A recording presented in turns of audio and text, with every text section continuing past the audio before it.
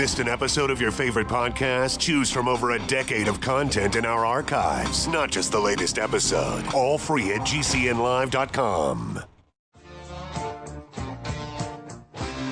This is your call to action. Get prepared, America. Economy, survival, energy, disasters.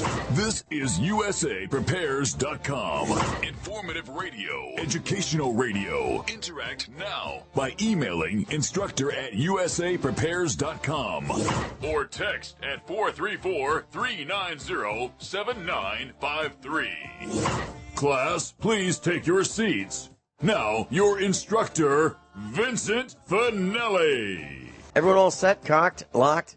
Here we go. Your dial set correctly to USA Prepares. Thank you for spending time with us today. Jason is engineering the broadcast at Genesis Communications Network in Minnesota. I'm Vincent Finelli. Ricky Rocket is under the weather. He called me, about an hour ago, and he said that he's under the weather. He's running a slight fever, and he's looking forward to being here next week. So what we had planned for today with Dr. Richard Allen Miller will be next week. We'll be talking about interesting topics such as deuterial longitude and zarcometric effects and servicing the target and the Hoopler effect and things like that. So that's next week. And I'm delighted to be broadcasting with Rich Scheben. Rich Scheben jumped in to be side-by-side with me with no notice whatsoever. All he said, he had to feed a few animals, and he would be right here. Welcome, Rich Scheben. Well, thank you, Vince. Actually, you gave me 32 minutes, so I got to give you a little credit there. How you doing this morning?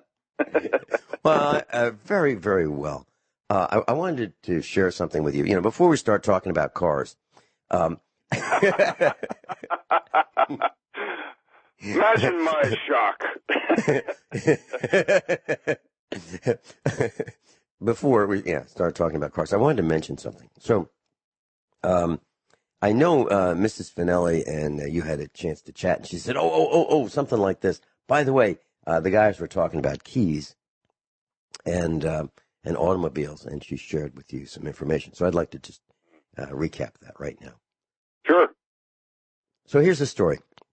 When we were building our house about 15 years ago, we had 3 garage doors installed.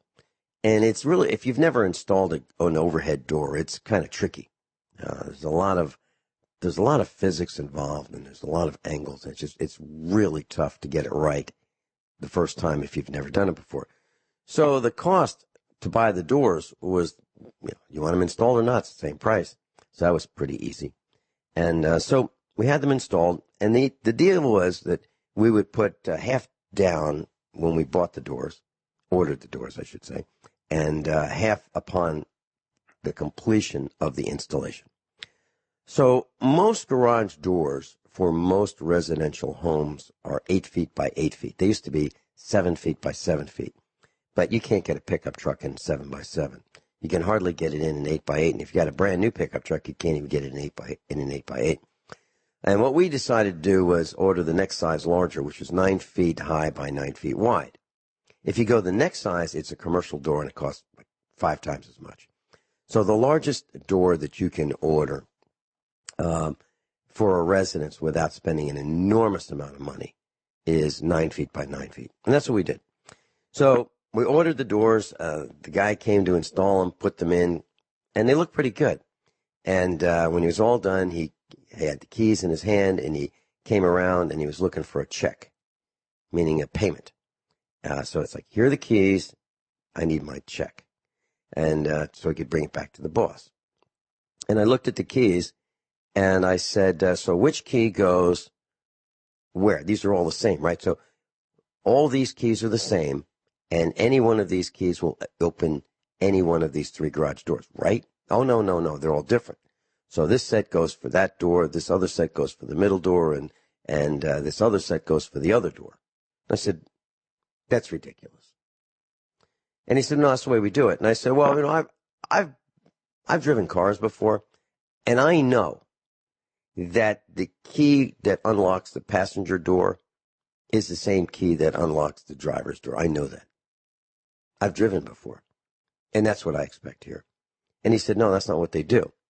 Now, the reason I'm telling you this, it's a tangential story about keys and automobiles.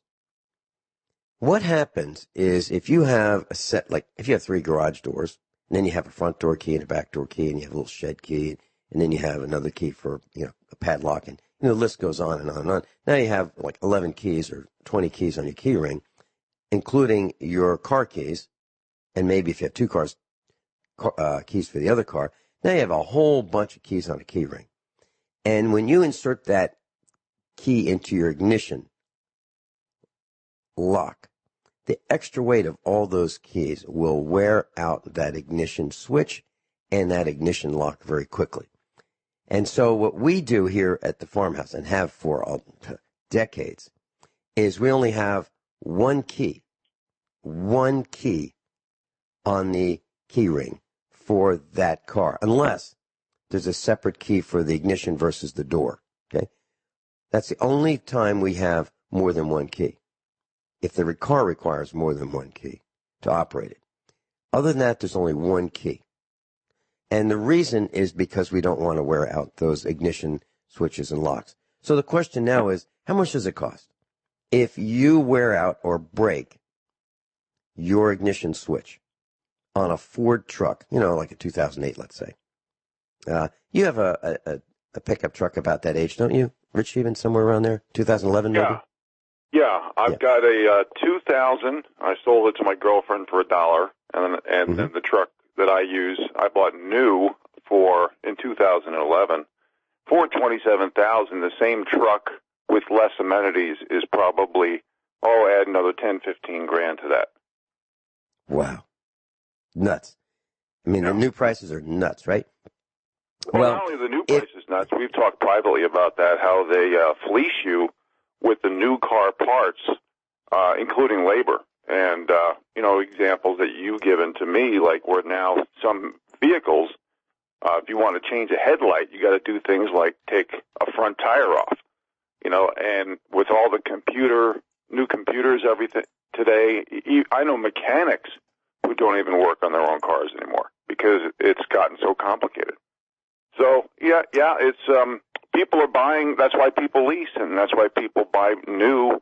They pay a premium price for a little less hassle regarding the warranty. But I think a lot of people look at it as, who have extra liquidity as being worth it. For us bottom 93 percenters, I think we're always looking for plan Bs and alternative choices, Vince. Mm-hmm. So the average cost to replace an ignition lock cylinder. Now, this is not the ignition switch. That would be the electronic parts, the contact parts.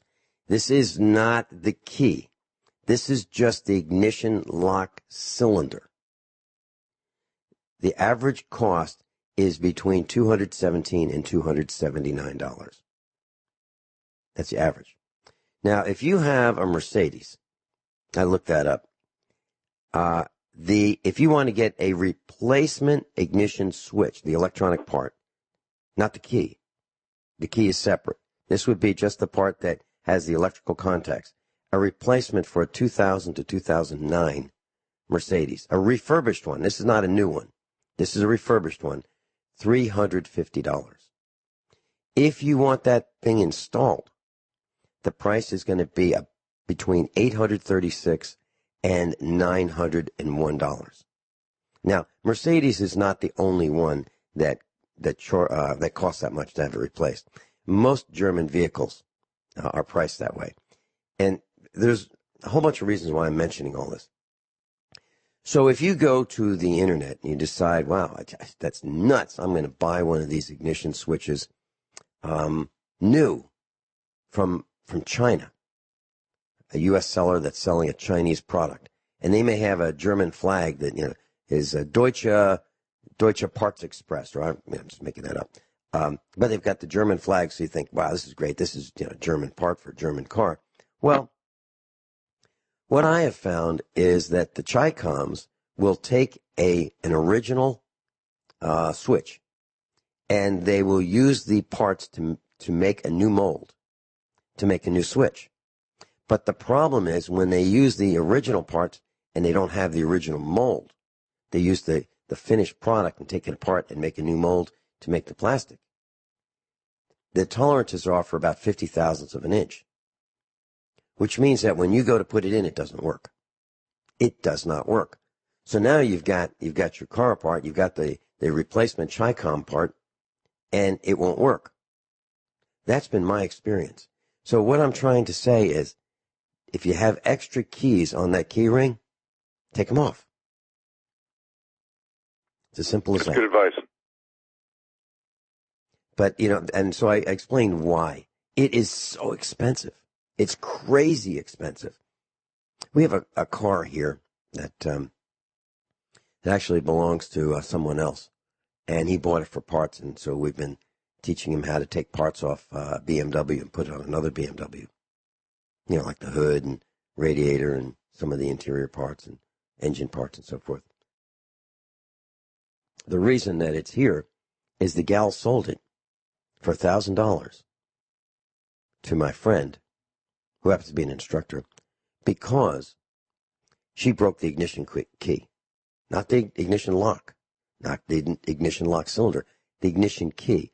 The key has a metal part and a plastic part that you grab between your thumb and your forefinger. She broke it right there at the plastic. The key was $750 from BMW. She couldn't afford it, so she sold the whole car because she broke the plastic part of the key. Now, why is that important? Because in that plastic part, right where the plastic part joins the metal part of the key, there's a transponder, a little thing the size of a grain of rice. And without that, the car won't start. I mean, you can turn it over, but it won't start. So she thought it'd be nice to have the car turn over and start, and she couldn't afford the $750 for the key. So she sold the whole car. Can you imagine? That's what we're talking about. We are talking about, and your term is accurate, forced obsolescence. Yep. We've been groomed, Vince, to be a disposable everything economy. And because we've lost so many skill sets, and not everybody can have every skill set. We talk about this all the time. But I'm going to go off into a tangent. I feel that people who baby their cars, I've been called, for years, I've been accused of driving like a 90-year-old.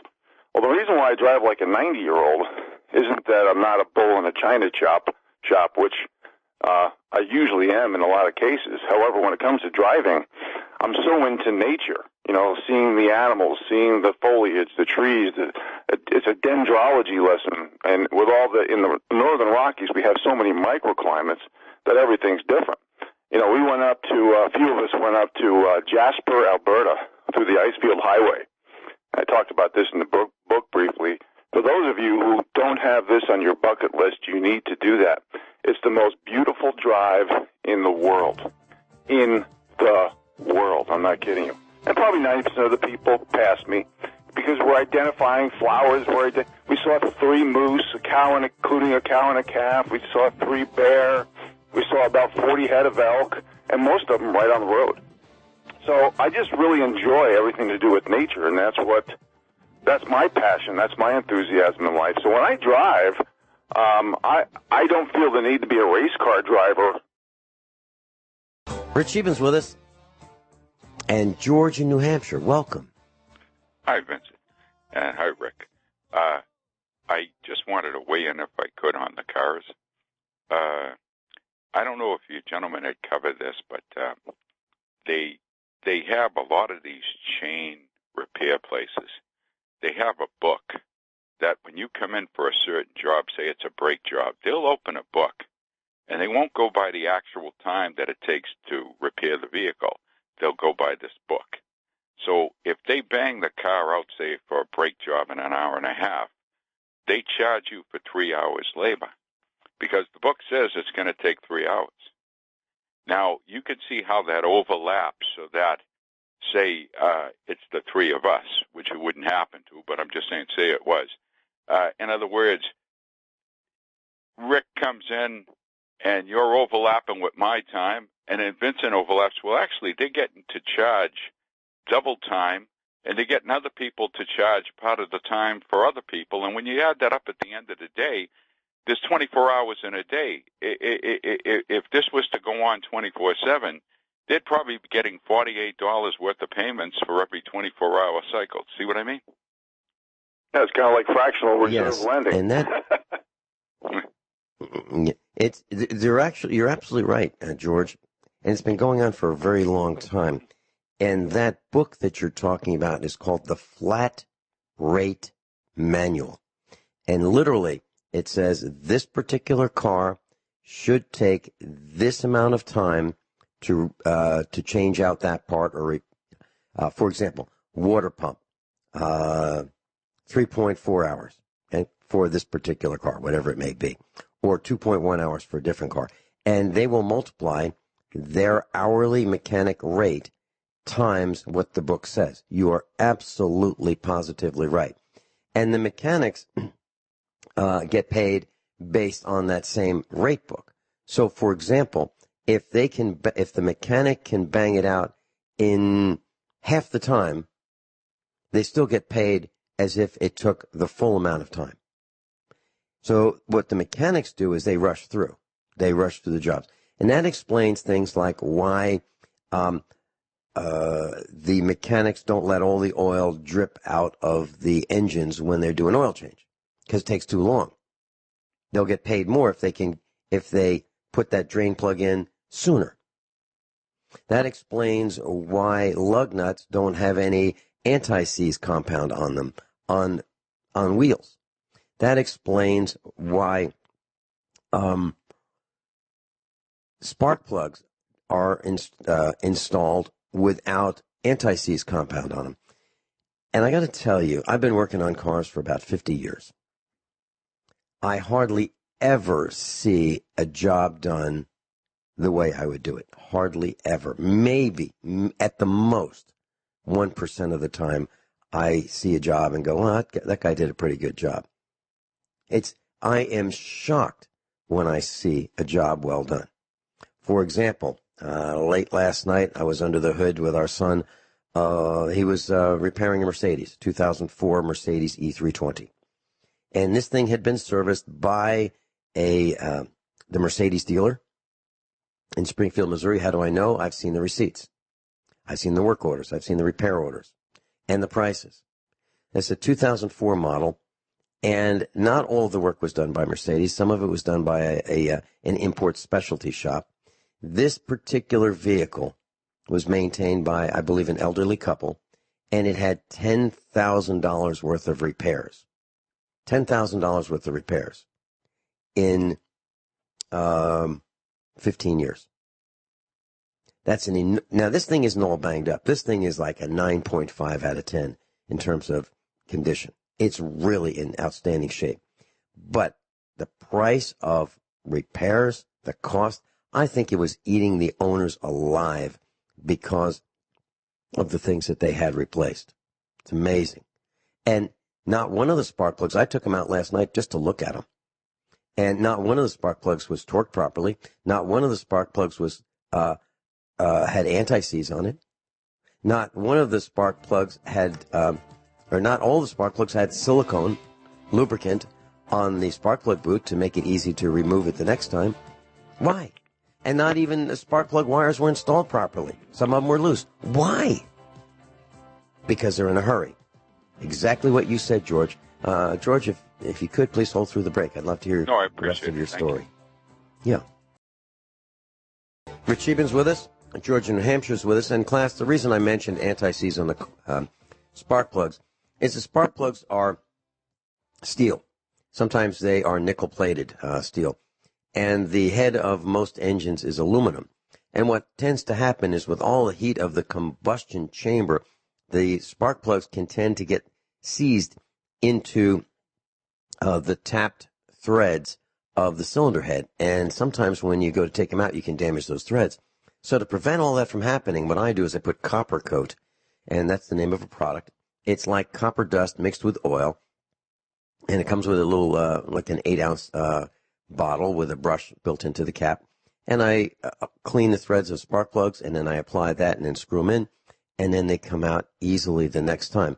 But that's only assuming that you care about the next time. But most mechanics don't care about the next time because they think that they're not going to see that vehicle again. And that's why there's so much damage to vehicles. George? I see increasingly that the people that are mechanics, so-called, I don't think they would pass muster 40, 50, even 35, 30 years ago. I think that if those individuals, a lot of them, when you say, I think there's more monkey than grease, all right, in these individuals, because I've heard horror stories where a major chain again, wheels coming off cars when the people have driven away. I had one, I had bought some second-hand tires out of a tow yard, and I'm not going to blame the guy in the tow yard. He didn't even know he had them in the back there, but I was told later they were probably about the worst flat-spotted tires, where they must have been parked for years in the same place, and it just basically made an indent that felt that basically you were going over railway ties. And I remember that I went to a place that had been established. I had been recommended there from a friend who's no longer a friend, for other reasons as well. But I went down the road, and it was like what they did, they put like 38 pounds of pressure in one tire. They put 20-something pressure in another tire. And they did this, so I went right back, not realizing what happened. I said, look, I don't know what's going on, but, I said, wasn't doing this before. So they must have put some more air all around. Well, finally I tracked the problem down, but I'll tell you, it cost me money about 3 different which ways because I had to go to 3 different places until it was finally ID'd. So that's my answer, I guess. Okay, I've got a comment. I never thought when I was growing up that I would buy a tire machine. Never occurred to me to spend the money to buy a tire changing machine. They're really expensive. If you want to buy a good American brand tire changing machine, you can spend $8,000 or $10,000 easily. And it never occurred to me to buy a tire balancing machine. If you want to buy an American brand, top of the line like Snap-on, that's going to be $10,000 as well. But what I found out was no one seems to know how to balance tires. And no one changes them the way I was taught back when I was a mechanic at Sears around 1970. They don't use the lubricant. They damage the bead. It's just, they are careless. They are in a hurry. They don't know what they're doing. They don't like what they're doing. They don't take pride in what they're doing. So they don't do a good job. So I ended up buying a used tire changing machine. I paid $800 for it. It's a Coates brand, and it's top of the line, but it was $800, and I had to rebuild it. And then I bought a Snap-on wheel balancer, and I paid $400 for that, but I had to buy $120 worth of cones to use it because it didn't come with the cones that adapt the different size wheels to the balancer. And then I bought a split-phase to a 3-phase converter because we don't have 3-phase current out here. So what I found out was astonishing. With this new toy, I calibrated this new toy, the balancer, and I took off all the wheels on all the cars. I wanted to see not one wheel on anything was balanced properly, not one. And when I rebalanced them to the way they really should be done, which is called a dynamic balance, the cars ran like they were brand new cars. I mean, smooth, no vibration in the steering wheel, no vibration in the axles, perfect. And that proved to me that I should have bought these things years ago, because we would pay people $15 per wheel to balance them incorrectly. And how do you know? How do you know if they really did it properly or not? You don't know. So now when we look at the wheels, we see if they have radial run out. We see if they are round. We see if the wheels are bent. All the things that you're talking about, George, that should have been looked at by the guy who worked on it the first time, probably wasn't done. So that's why we don't trust anybody to remove our wheels, to dismount the tires, nor balance. Nobody. We don't trust them. Because everyone who's done it previously has proven that they should not be trusted. And I'm sorry to say that, but that's the way I see it. Is that what you're saying, George? Well, yes, because the integrity isn't there. Rich, your thoughts? Go ahead, Rich, yeah. Yeah, well, you know me, I'm not really into cars like you guys are. I know Vince's neck is swelling as he speaks about them, but, you know, this might be a rhetoric question. I know, George, you're a regular listener to this show, but I think you've heard me in redundancy say when you lower the bars of standards and expectation for a job based on what group you're in, it's going to eventually metastasize into every part of our culture. And the big corporate America, it's an alibi for charging hourly wages. They don't care if they have suboptimal people. So if it's okay with you guys, I'm going to mention, this is going to be a little tongue-in-cheek, but this is all, it's going to be hard to believe, but this is going to be all accurate stories published in the public domain. Ilhan Omar was married to her brother, and let me just mention a few of these articles, and then you can discuss how this is metastasized into our culture, where hard work, effort, proven results, and qualifications basically matter less today than they ever have. Next article: Epstein Associates prepare for worst massive information dump on big names. I hope they declassify not just Pfizer, but all the pedo island visitors. This stuff. This is not adult mutual consensual sex when you're talking about children. Next article. The politician that was pushing gender-neutral bathrooms charged with child sex crimes.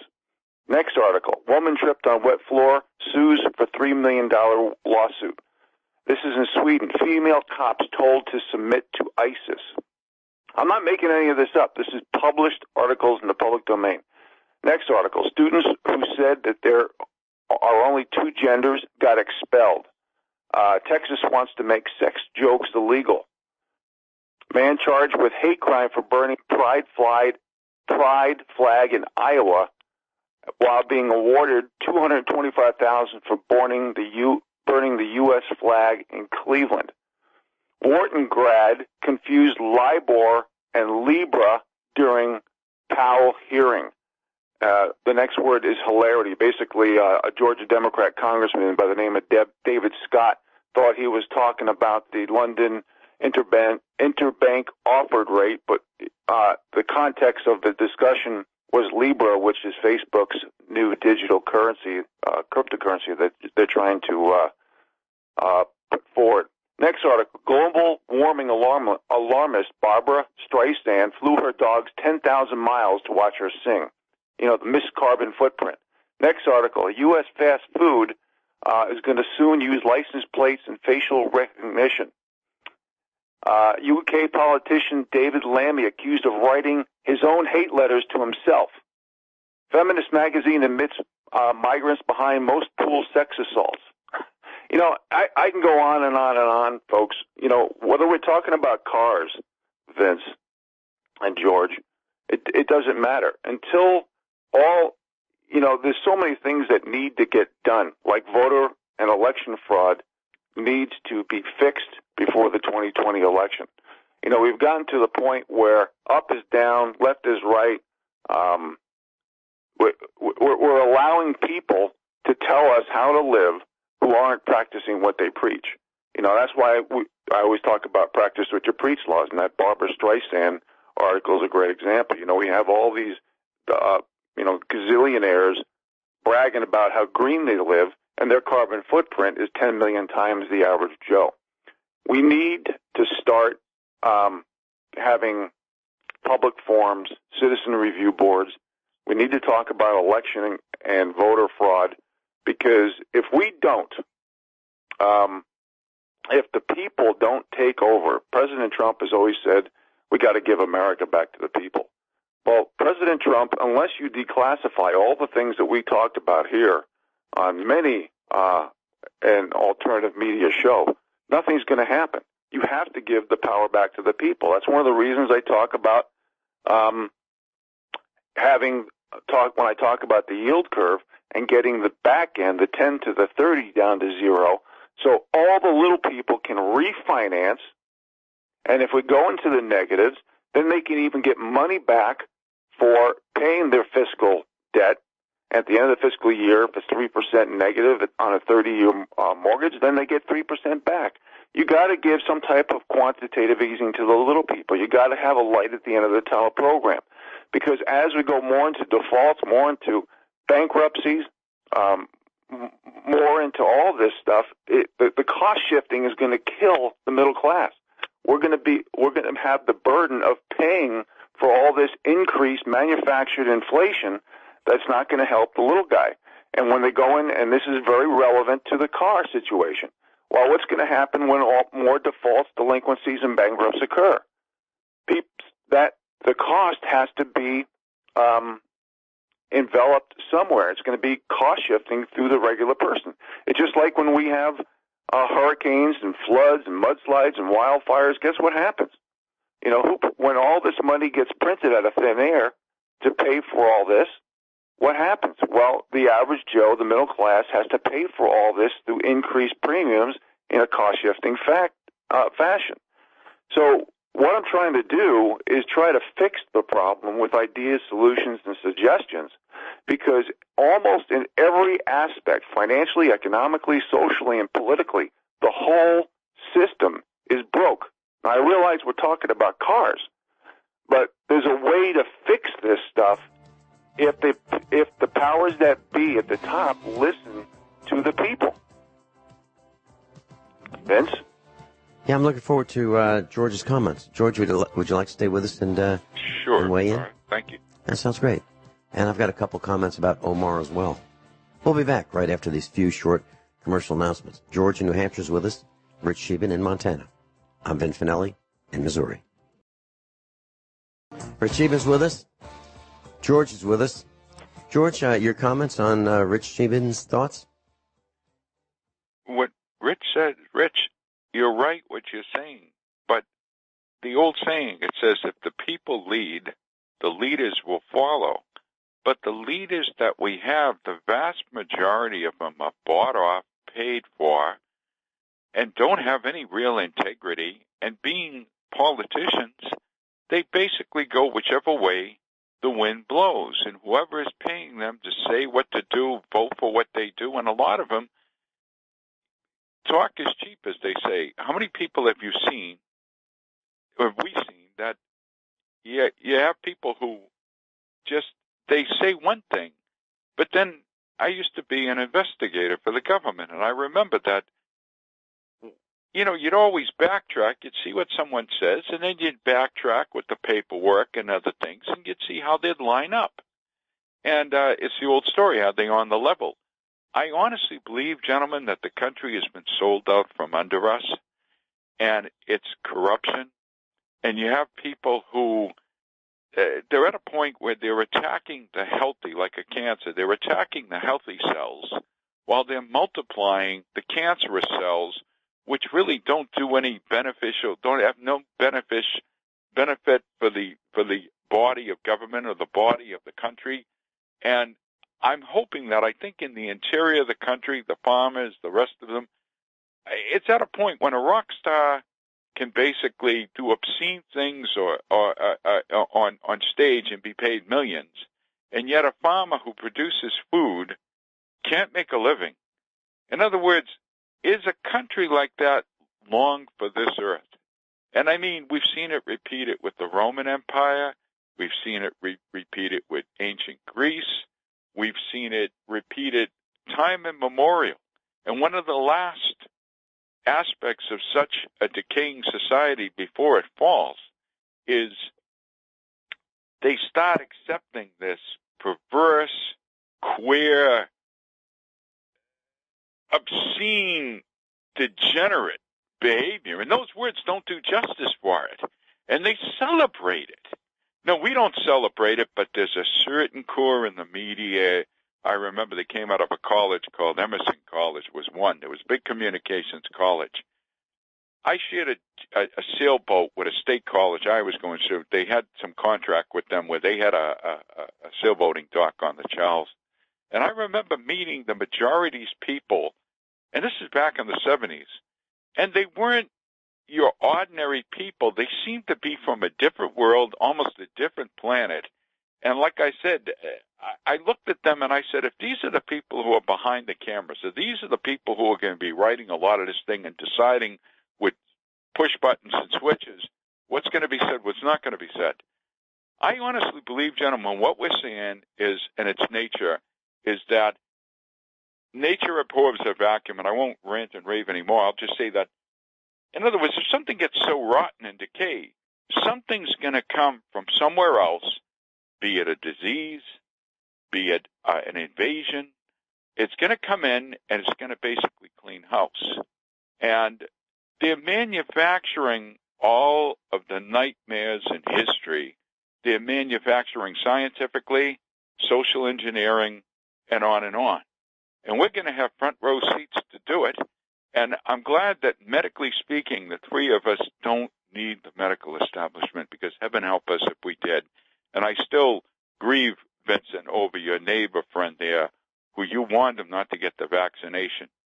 And I tell people here, I said, those flu shots, they have mercury in them. And yet they continue to get them. And yet it's a death sentence.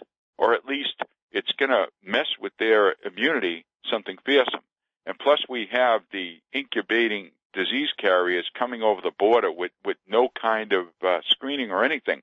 Now, this is an accelerated, a century yesterday is like maybe a decade or 5 years today. And that, I don't mean to go on and on, gentlemen. I know you each have some things to say, sure. Well, George. No, George, you're right. You are absolutely right. Art Bell, who I believe was the finest broadcaster ever, coined a term called the quickening. The quickening. And what he meant by that is exactly what you said. We are accelerating at a faster and faster and faster rate. So what took a century before is 5 years now. And well, that was maybe 10 years ago. Now we are going so quickly, I can't even read what is happening as fast as it's happening. I'm talking about the technology. For example, just a small example, Facebook and Google has been involved in quietly tracking the sexual inclinations of people. So people who go to these websites, whatever they are, I don't know, but people who go to them, they have been tracked. They are on the database. They have been marked. If they thought that they weren't, they are confused. They are on the list. And those are the next blackmail victims, or those are the next group of people to carry out the hits. George, would you like to stay with us? If it's all right, sure. Absolutely. Rich Scheben, George, and I will be right back, and we've got a call on hold. Rich Scheben's with us. George in New Hampshire's with us. Joe in Arkansas is on hold. Joe, please stay with us. George, did you have any final comments that you'd like to make about some of the things that we've been talking about? Well, I'll just say that, it's the old story was, if you want something done right, do it yourself. And this dependency cult that we've gone into is going to be counted by the independent cult, meaning basically, Renaissance men and women who basically are going to say, look, I'm going to be able to be self-sufficient to the best of my ability, and I'm not going to take things for granted. And the last thing I'll say is just Arthur Godfrey. I used to listen to him when I was in the 60s. When I was a boy, I used to like to rope the radio band, still do. But he said this, for all of the drivers out there and travelers on our byways and highways, They asked him, 26 years without a ticket, without an accident, nothing. And they said, Arthur, how do you do it? And he says, I drive as if everybody else out on the road is crazy. And that's the advice I'm leaving you with, all right? All right, thanks, Cousin Vinny, and thanks, Rich. Take care, all right? Thanks, George. It was good to hear from you. Bye-bye. Isn't it great? Isn't it great to hear from George? Yeah. Thank you, George. Okay. Joe in Arkansas. Welcome. You're on with Rich Even. Hey, good morning, Rich and Vincent. Hi, Joe. Good morning. As much as I hate to say it, I have to agree with what George just said. Are you talking about the dependency cult? Well, yes, and the country is being divided up physically, mentally, spiritually. And you know, Vincent, you see it all the time. The people are in la-la land. And we're not going to be able to count on them. It's up to us. And interesting you say that. Very interesting that you say that. I found out yesterday. I believe this, but I didn't realize that it absolutely positively is true. And that is that our own government is paying people to sit on the sidelines and watch websites, forums, to comment, to listen to broadcasts such as USA Prepares, then go to the internet where the broadcasts are available, and then trash us. And just stir up controversy. And we're going to be talking about this soon. And we're going to have a guy who actually tracked down exactly who the CIA, where they operate from. And here's what he said. I heard this yesterday, right from the guy who discovered it. He said that the CIA types will go on a forum. Let's say there's a broadcaster, and we'll just say his name is Tom. So Tom has a show, and Tom is affiliated with other broadcasters. So someone from this group of degenerates will go onto the forum where Tom's broadcast is and say, Tom, did you hear what Mike said about you? That's it. To put that doubt. And then go to Mike's website. Mike, did you hear what Tom said about you? And then have all of these broadcasters try to figure out what the other broadcasters said about them when actually nobody said anything about anybody. To just stir the pot. Now, why are we doing this? We are actually, our tax dollars are being stolen from us at gunpoint. Because I am not voluntarily paying taxes. If I stopped paying taxes, they would come and hook the cars, the house, whatever we have, our bank account, whatever. I'm doing it because they have a gun to my head. Otherwise, I wouldn't do it. Well, that tax money is being used to beat me up. And people like me and people like you guys. That's what's happening. It's an outrage. These guys need to be rooted out, found out. Can you imagine working at a company that hires you to trash people just because, without reason? And they say your job is to listen to these radio shows and then go on to these websites and then beat up the broadcasters. Whether you agree with them or disagree with them, your job is to beat them up and to cause controversy, strife, divide the people, and keep everybody off guard and tied up. That's your job. And then you come home to your spouse, and your spouse says, oh, how was your day? Oh, it was great. I was able to beat up everybody today. Mm-hmm. That's what they're doing. Well, Vince, that is their job. Their job is to be, like you mentioned, professional pot stirrers, chaos, distract them down and divide the American people. We've talked about this for years. Their job is to demonize, discredit, and delegitimize us, the people, especially people who come up with ideas and solutions to assist and give advice to the bottom 93%, because they are supposed to be slaves.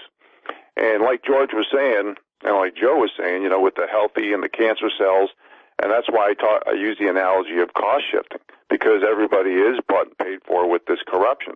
And you mentioned the, Facebook and Google and Amazon. I've talked about this before. It's been it's been published many times, they make billions of dollars in contract with the CIA, which is your tax dollars, for cloud services. And this is why we call for whistleblowers. We need heroes. America needs heroes. We all know, everybody knows that everything's corrupt and manipulated. I mean, look at it. Here's an article. Ship seized in record $1.3 billion cocaine bust, which belongs to J.P. Morgan, one of our biggest banks.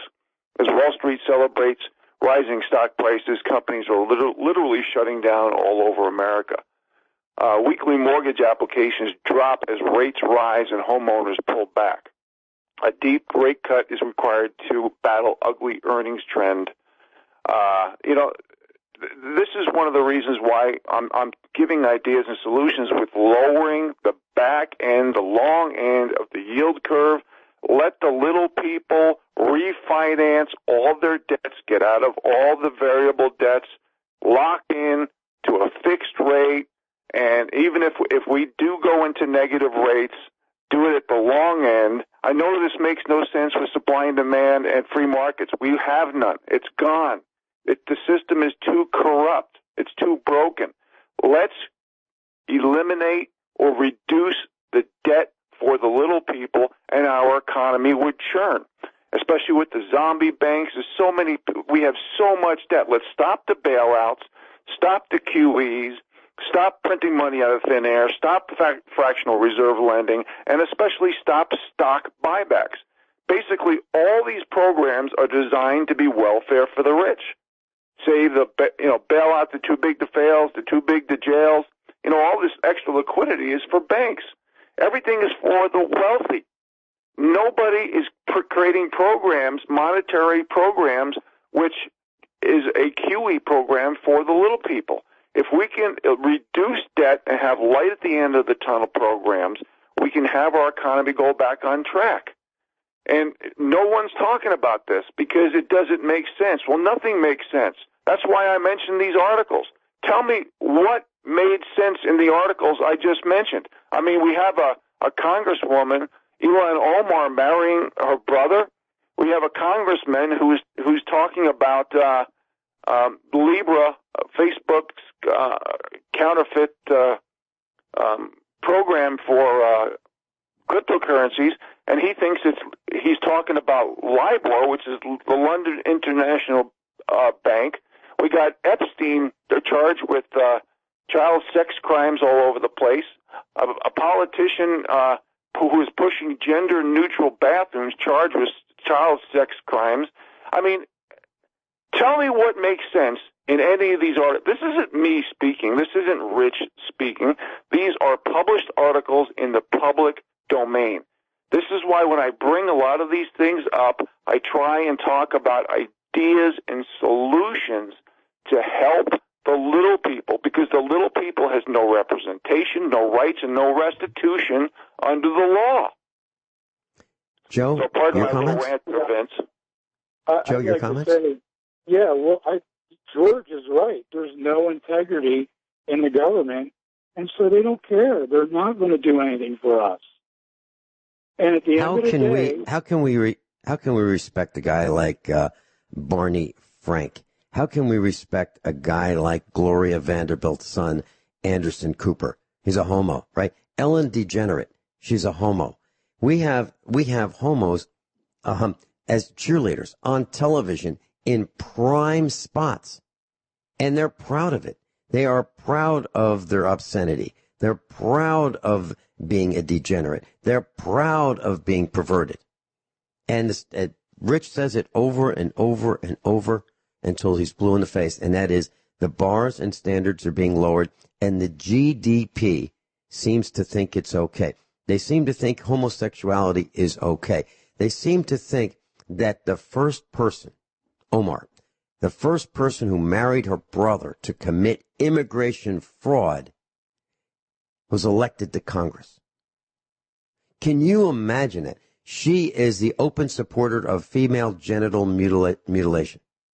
She was elected to Congress. Now, Congress, the 116th Congress, was sworn in, and the media was just wetting themselves because of all of this remarkable diversity. They were so pleased with the new Democrat members. So we have a woman who married her brother and committed immigration fraud. She was elected to Congress. We've got Alexandria Ocasio-Cortez. She is like committing treason. Then we have Rashida Tlaib, and she uses the term MFer. Really? Talking about the president?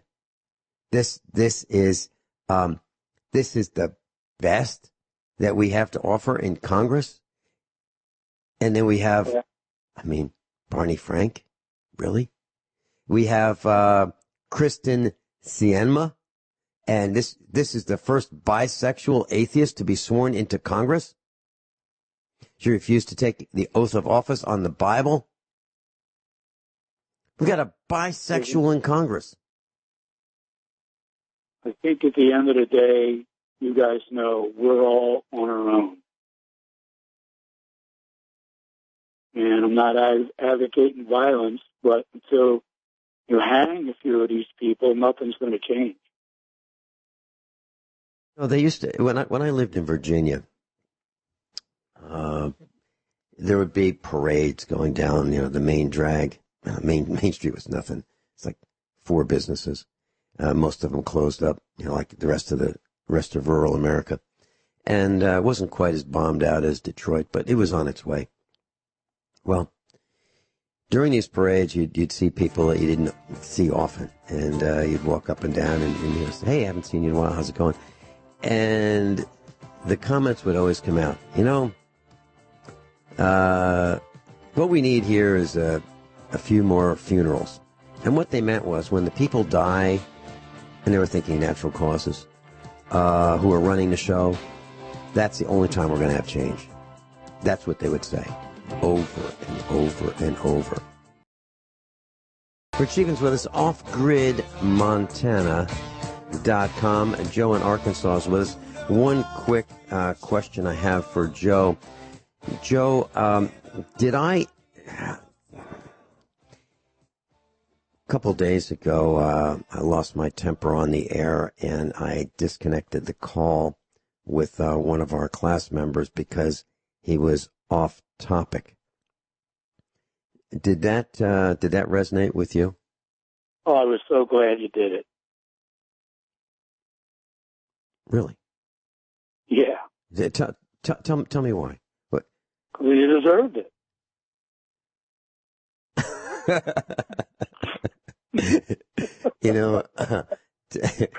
Tell you a quick short story. So I was on Republic Broadcasting years ago, many years ago, and a guy called up and he used the S word on the air. And I jumped him right then and there. I'm paraphrasing. I said, wait, hold it. We don't use language like that. And he said, well, the other hosts allow it. And I said, I'm not the other host. I'm paraphrasing because it was several years ago. I said, I'm not the other host, and I don't allow it. And if you're going to be on USA Prepares, you will not use that language. Period. And I just jumped this guy, and I just beat him up on the air. There was no wait. There was no delay. There was no fuse. It was just instant ignition. And I lost it right then and there. And I just beat this guy up on the air. And he was very surprised. He just was stunned that I would not allow what I would consider profanity on the air. And then later, months and months later, I was at a convention in Texas. And John Statmiller and I were there, and we were walking down one of the aisles. And we were side by side, and we were just chatting, not loud, just between ourselves. And there were a couple guys behind us, not like right on our tail, but, a normal distance behind, walking behind us. And the guy behind said, are you Vin Finelli? And I turned around, and I said, yeah. He said, that was so cool what you did when you beat that guy up for swearing on the radio. That's the first thing he said to me. So it must resonate when this happens. And I've only done it now 3 times in 8 years. Twice to the same guy, Mark from Illinois. He got it twice because he's not paying attention. Not that he's not intelligent. It's just that this is not an open forum to say whatever the heck you want to say whenever the heck you want to say it. I expect people to. I don't have any rules.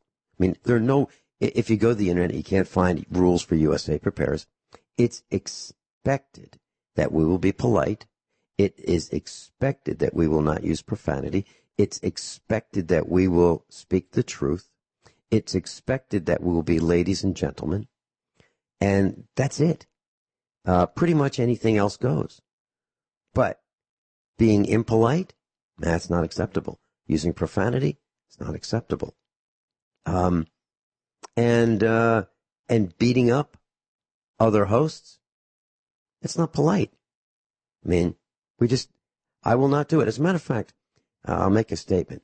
One thing that I don't do, and I don't always agree with the instructors. I don't. But I don't beat them up and say, have you lost your mind? Or I disagree with you. I don't do that because they are 80% of the broadcast. I think I'm 20% of the broadcast, maybe. Okay? And then the commercials are the other 300%.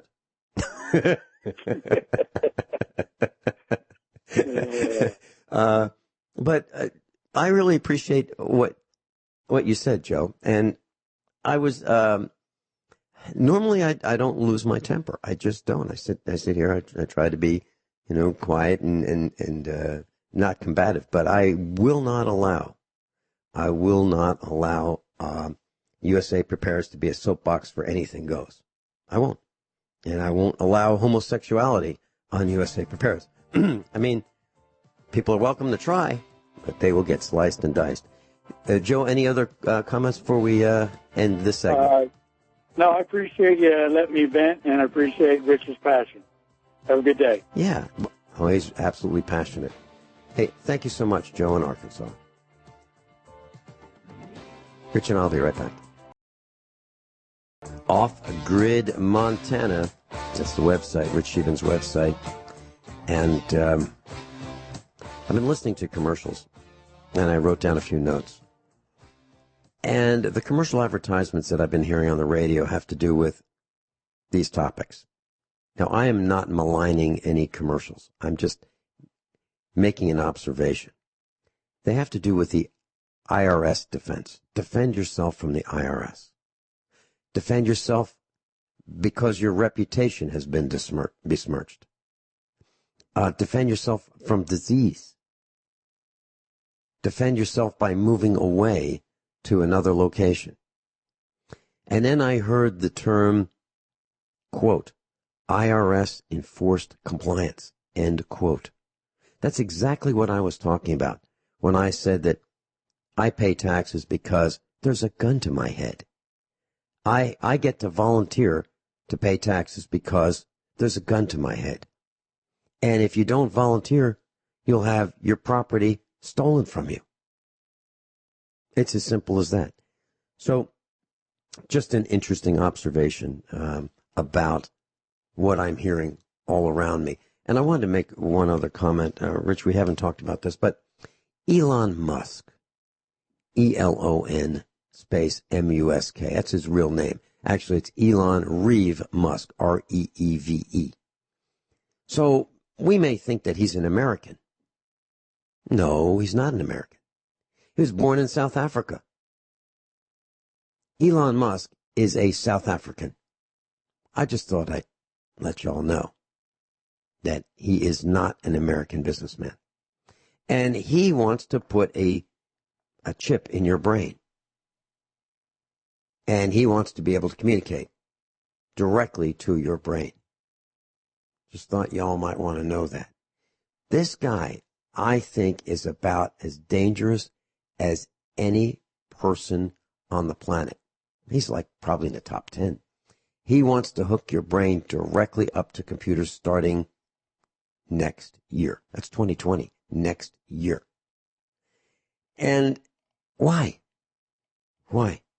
Now, back in 1980, Bert Bertonis and I were having some fun, and it was in March, and we decided we would write an April Fool's joke in 1980. That's like 40 years ago, right? Almost. And we claimed that we invented that technology as a joke. And our press release was sent out to major publications all over the country. New York Times, Wall Street Journal, Popular Science, Popular Mechanics, all the major publications at that time in 1980. And we spelled our names backwards. He was Sinotreb, which is Bertonis backwards, and my name was Ilanef, which is Finelli backwards. And we claimed that we were inventors. And we invented this TX bus, as in computer bus, and that it would reroute signals to the brain. We claimed that we did this, and people wanted to throw money at us and invest in our corporation, and we wouldn't allow it. But people were calling like crazy, just wanting to know how much money they could throw at us, and we didn't accept any of it. It would have been fraud. We were just a couple of young guys having some fun. It was a joke, but people didn't believe it. They thought it was real. So here we are, and Elon Musk thinks that we can implant these circuits. He calls them chips, but we'll just call them circuits into the brain and control people. That's coming. I believe it's coming. Rich, you have any thoughts on the dangers of Elon Musk? Well, it's to make the people submissive. It's to dumb them down. It's to control them. The elite have an addiction to power, money, and control. And, and that's one of the reasons, Vince, if you don't mind me taking a microphone here, because we don't have a lot of time. No, please do. I just let me just go over a few more articles. And this is why we do this, folks, is because we try to make the truth obvious, to see what's happening in America, because everything is in reverse right now, and nothing is for the prosperity or the control of one's own destiny if you're one of the little people in the bottom 93% of income earners. I'm on investmentwatchblog.com right now. I think it's Michael Snyder's he ran for Congress blog. Very good information in here. First article, I don't know how I can maintain this face of joy and warmth when I have to go home and forage for food in other people's garbage. Next article, H.R. 1 for the People Act of 2019. Some crazy stuff in this bill. 16-year-olds registering to vote. Another big pharma giant caught in massive bribery scandal, reportedly involving thousands of U.S. doctors. Liberal professor warns Google manipulating voters on a massive scale.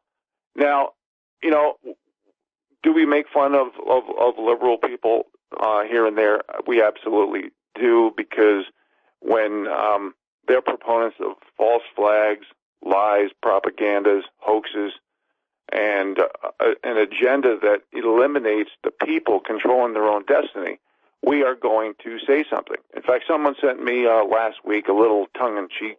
It's kind of a joke. It is a joke, and I'm gonna read it here just for a little humor here. It starts this way: a woman in a hot air balloon realized she was lost. She lowered her altitude and spotted a man in a boat below. She shouted to him, "Excuse me, can you help me? I promised a friend that I would meet him an hour ago, but I don't know where I am." The man consulted his portable GPS and replied, "You're in a hot air balloon approximately 30 feet above ground elevation of 2,346 feet above sea level. You are at 31 degrees, 14.97 minutes north latitude and 100 degrees, 49.09 minutes west longitude." She rolled her eyes and said, "You must be a Republican." The man replied, "I am. How did you know?" "Well," answered the balloonist, "everything you told me is technically correct, but I have no idea what to do with your information, and I'm still lost. Frankly, you've not been much help to me." The man smiled and responded, "You must be an Obama Democrat." I am, replied the balloonist. How did you know? Well, said the man, you don't know where you are or where you're going. You've risen to where you are due to a large quantity of hot air and possibly affirmative action and quotas. You've made a promise you have no idea how to keep, and you expect me to solve your problem. You're in exactly the same position you were before we met, but somehow now it's my fault. Priceless. You know, and I realize that political correctness has doomed America. And one of the things, you know, like Vince, you mentioned, you don't agree with everything the instructors say, and I think you and I are probably 99% in agreement on most things.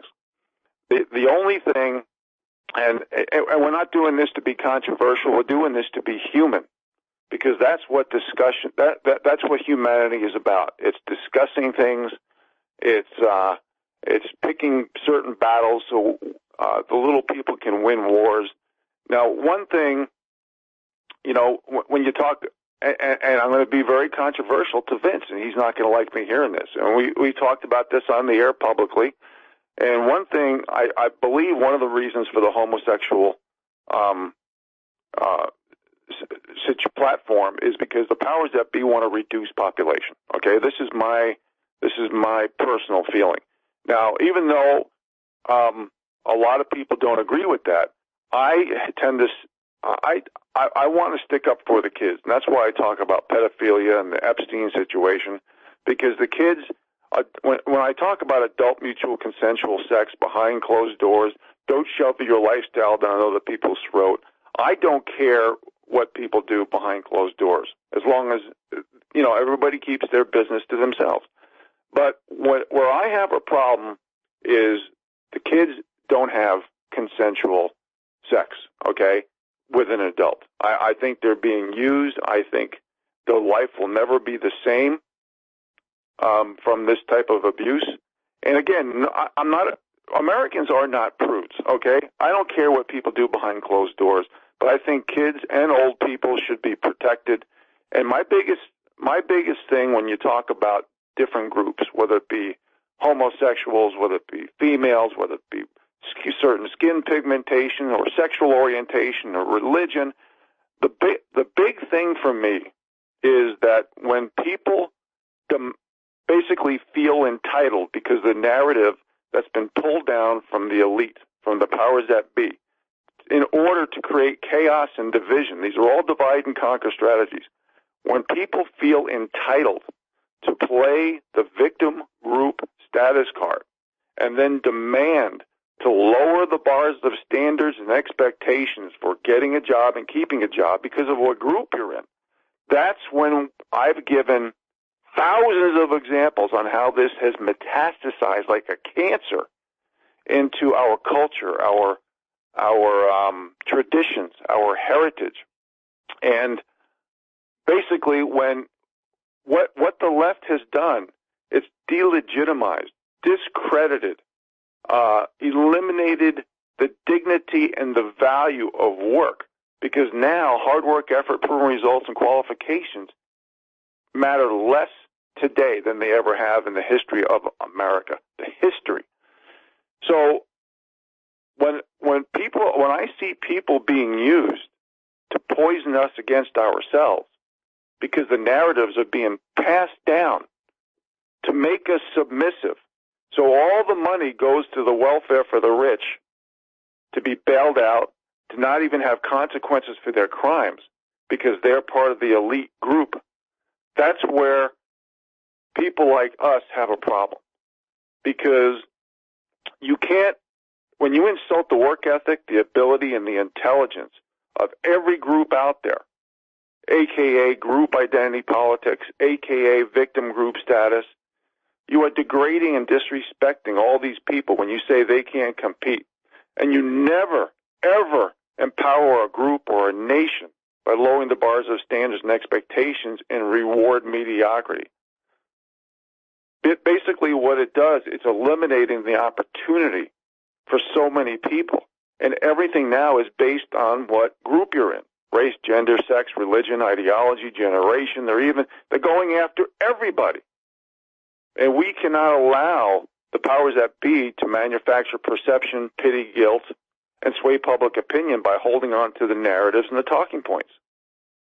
These are all divide and conquer strategies. Now, Vince, you have extremely high standards, and I get it. I really, I understand. I just don't care personally what people do behind closed doors, as long as they don't shove their lifestyle down other people's throats. And I think that we can't, here, the powers that be on the left, basically the Democrats have been hijacked by the globalists. We all realize that. Everybody knows this. And I will finish that statement on the back end. But we have to stick up for the kids, for the old people. We have to. And if they can't stop pedophilia and guns,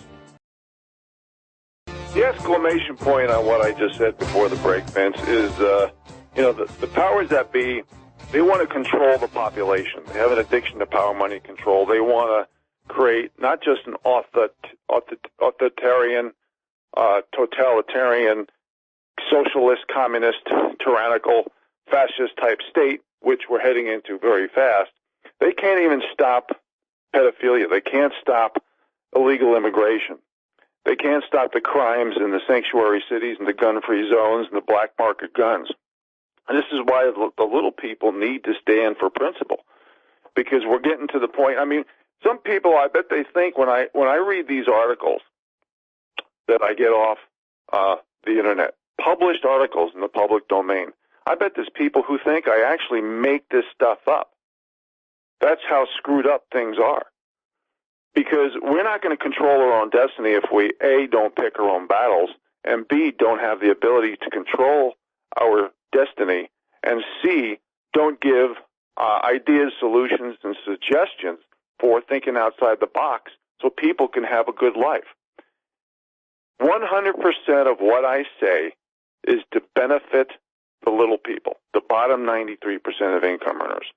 Because every message, every delivery, everything from is sanctioned from the top down in the mainstream media and the establishment. Everything is sanctioned. Every message, every word, everything is carefully scripted. Every gesture to make us submissive and break our will, and to create chaos and to distract, to dumb down and divide the American people. I've given thousands of examples of this over the years. And if the little people don't try to control their own destiny, I mean, look at the unit of measures of despair, from suicide to drug use to obesity to, on and on and on. The people are not happy. And happiness is what makes a good life. And when you're happy, you have the ability to not just hone certain skill sets, but you can pass information on to other people to make their lives better. And when you have everything that's rigged and every message that's censored and everybody's surveilled for the purpose of blackmail or blacklisting or just controlling the population, it's the only people who are going to benefit are the very few people at the top. And we have to basically not allow ourselves to be bought and paid for, because that's what the mainstream media is. Vince says this all the time. We're all volunteers on USAPrepares.com. We try to benefit the little people. Everything I mention is in the context of trying to give ideas and solutions that hopefully will get to the White House or some people at the top that could benefit us. Because I don't see, when I look at net worth, when I look at prosperity, when I look at controlling one's own destiny, I look at GMO foods, hormones, steroids, antibiotics, all proteins, enzymes, amino acids, even yeasts, everything's being modified. We're not getting the health and the homeostasis in the body. We're basically depriving ourselves of not just a good life, but a healthy and prosperous one as well. And this is one of the reasons I talk about off-grid living, which I do, and I talk about hunting and fishing and raising animals and growing your own produce. And it's a great life. And I hope more and more people decide to take the plunge and learn new skill sets.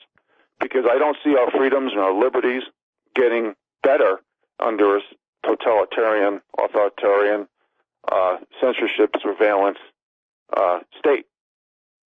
And this is why we need the whistleblowers in the Googles, in the Facebooks. We need heroes like the Kevin Ships and the William Binneys. We need heroes to stand up for the little people because we have no representation and even we have no restitution under the law. I tried to hire, years ago, 30 attorneys, consulted with them. Only one attorney took my case and he dropped it. He probably got intimidated by the company that I was going to do something about. And so here we are. We live in a country where we have more attorneys than the whole world combined.